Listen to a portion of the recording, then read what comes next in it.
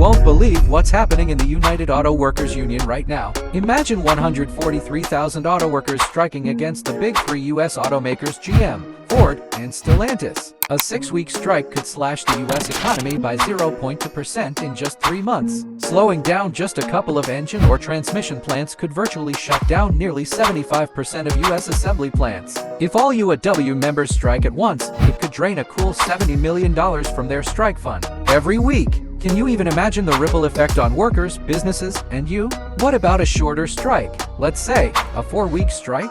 That could cause Michigan to lose 161,000 jobs. 10 days? Well, that's still a $5.6 billion in losses. Suppliers could be in the same boat, leading to furloughs and plummeting income. And don't even get us started on higher car prices. Car prices could skyrocket as inventory dries up.